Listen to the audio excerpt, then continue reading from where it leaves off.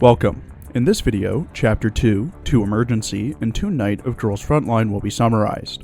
Throughout the video, there will be spoilers for the story of Girls Frontline. If you don't want to be spoiled, please go and play the game. Chapter 2 continues where Chapter 1 left off, after the self-destruction of Scarecrow following her defeat and the reveal of M4A1's location. Hellion informs the commander that no one was hurt in the explosion, but the SF memory module was destroyed, barely being able to recover any data from it. One of the few pieces of important information Hellion was able to recover was a sequence that, according to the intelligence department, had some hidden coordinates. The commander sends T-Dolls to investigate the area. After the battle, the commander submits the report to Hellion, with Hellion returning to HQ. Hellion tells Kruger that things are more serious than they imagined, with SF being one step ahead. In other words, they've been beating G&K to the intel regarding M4A1. Hellion suggests that SF has a T-Doll that is a skilled codebreaker, while Kruger believes that they may have a mole leaking info to SF. Hellion is taken back by Kruger's suspicion, believing that everyone at G&K is trustworthy, and that the T-Doll safety systems are impeccable. Kruger believes that safety and trustworthiness are relative, telling Hellion to halt operations for now, as they can't begin to guess what SF has in mind, and that there's no need to follow up on the commander's mission. Hellion asks if they should continue the operation to rescue AR team. Kruger confirms this, but they're changing strategies and need to find someone suitable for the task. Kruger asks Hellion if the commander likes cats. Hellion is unsure but hopeful, and Kruger says that since they can't solve their current problem, they'll just have to start from their roots. Back in the TAC center, Kalina returns and tells the commander that she's dead tired after working in the warehouse.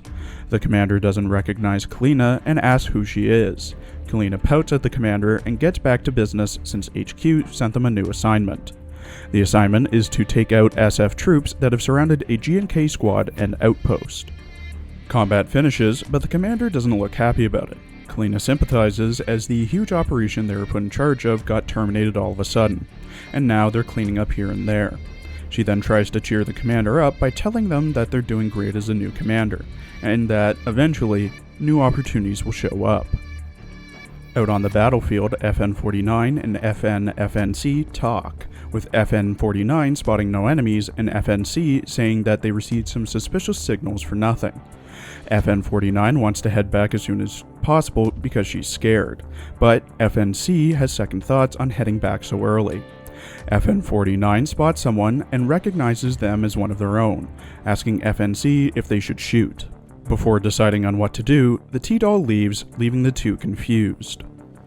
Kalina and the commander get a new mission, another one that doesn't have to do with their last case, but Kalina believes that the quiet days aren't bad and the pay is good. According to their sources, SF troops didn't evacuate immediately after Scarecrow self-destructed, forming several guerrilla squads that continue to remain active in G&K territory, with the commander needing to chase the remaining SF troops away. Meanwhile, out on the battlefield, MP5 and MG3 are finishing cleaning up. MP5 wants to double-check that it was the last wave, with MG3 believing that everything should be fine as she's done several rounds already.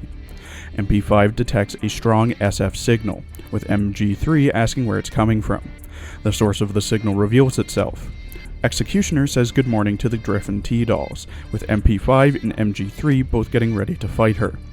Executioner responds by saying they're not worth her time, and asks if they've seen a T-Doll with black hair, a skull bandana, armed with an M4A1, and looks like an airhead.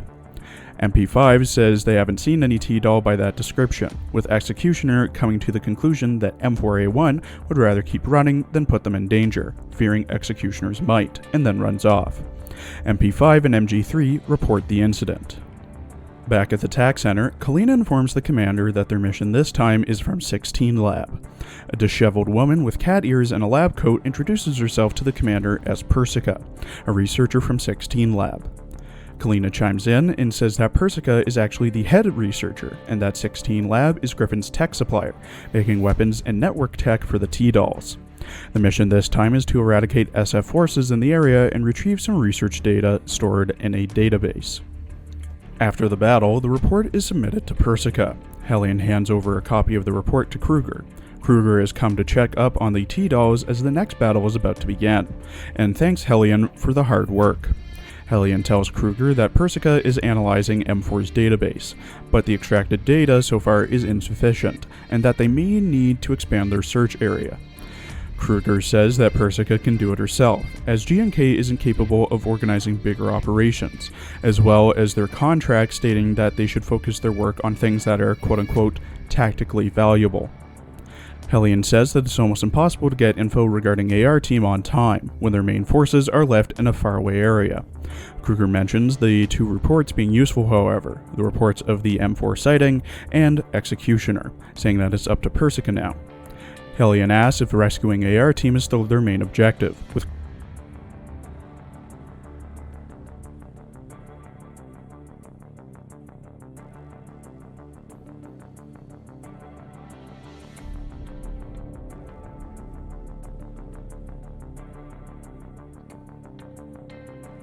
The next mission Persica gives Kalina and the commander is to look within the local area for something called HVVQJ.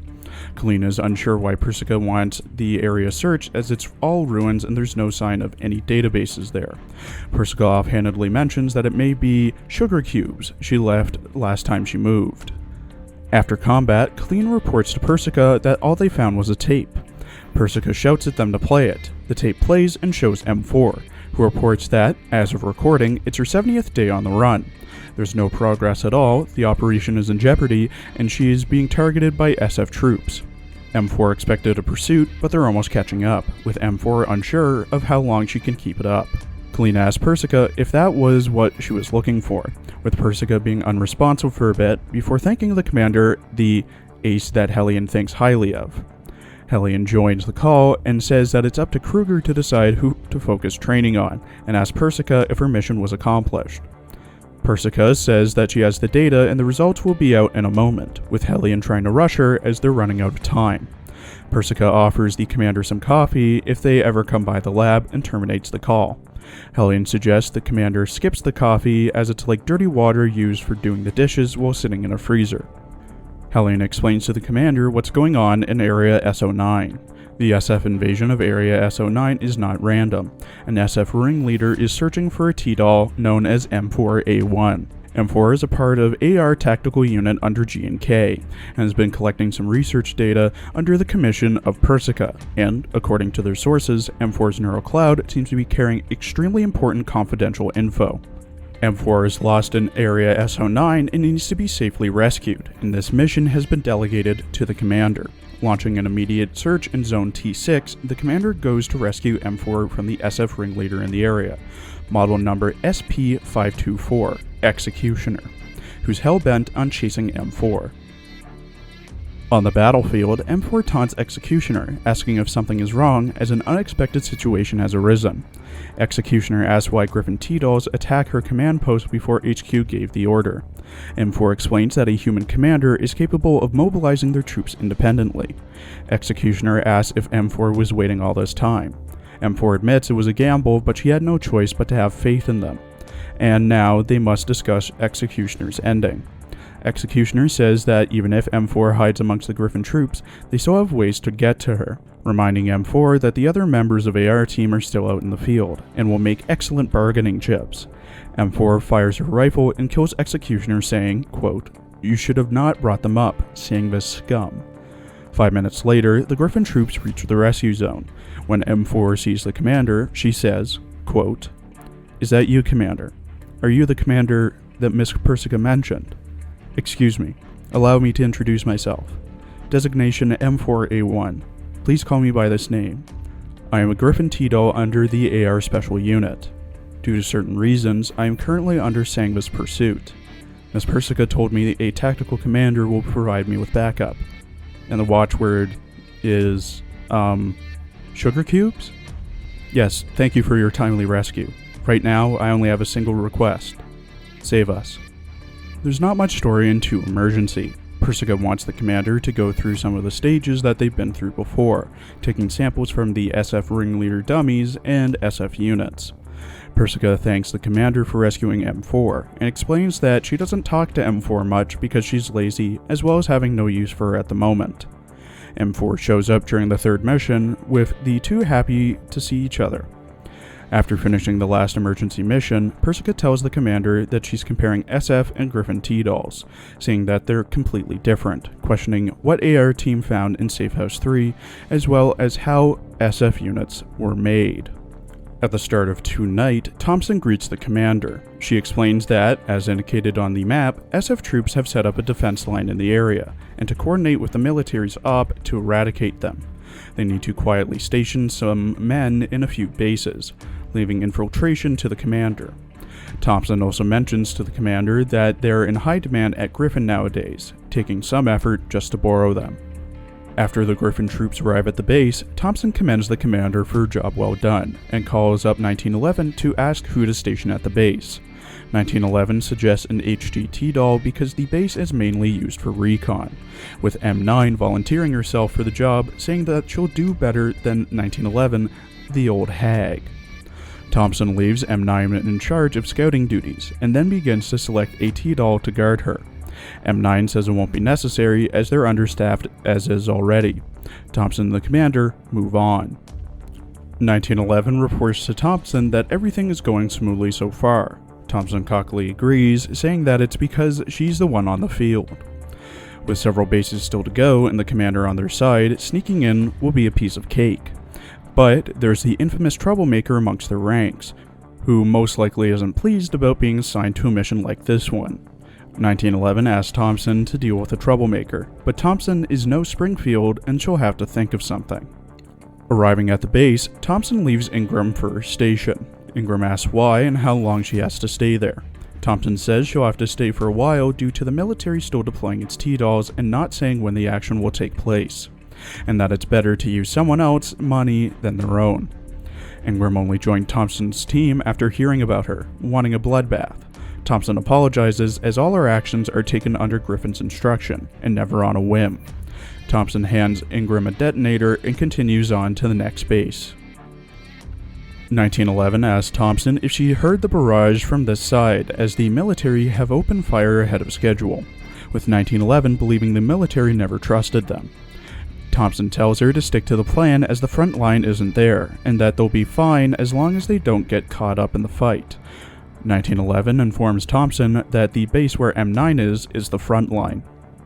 Thompson has no time to babysit M9 and asks 1911 if she has any preparations made, and then continues on. After taking another base, 1911 asks if Thompson has picked her sniper. Thompson says that M21 is up, with M21 jokingly asking if she should aim for the military or SF. Thompson responds that it's no time for jokes, although as a civilian T-doll, occasional mistakes are unavoidable. M9 urgently calls Thompson, saying that they've suddenly started fighting near her, and that she wants to be picked up by her. Thompson thought that M9 said she'd be fine on her own, with M9 protesting that the military opened fire suddenly, her base was hit by shells, and that SF are everywhere. M9 begs 1911 to come and save her, and that she wins this time. All the SF units around M9 are destroyed, with M9 asking the person that destroyed them if they're one of the Griffins. Super Sass introduces herself to M9 and is hugged tightly by her. Thompson then gets Sass to go somewhere else. All the T-dolls are now in position except for Thompson, with Thompson asking the commander for aid in getting her to the spot. Back at the battle at M9's base, M9 spots the dummy of an SF ringleader. M21 snipes the dummy, with 1911 calling on Ingram to click the detonator. Thompson orders Sass to storm the control room, with SF forces retreating and military units entering the base. The group jokes around a bit while Sass gets the data. The sun rises, and the mission is over. Thank you for watching. Please make sure to follow my Twitter for updates on videos and to check out my Azure Lane and Arknights videos as well.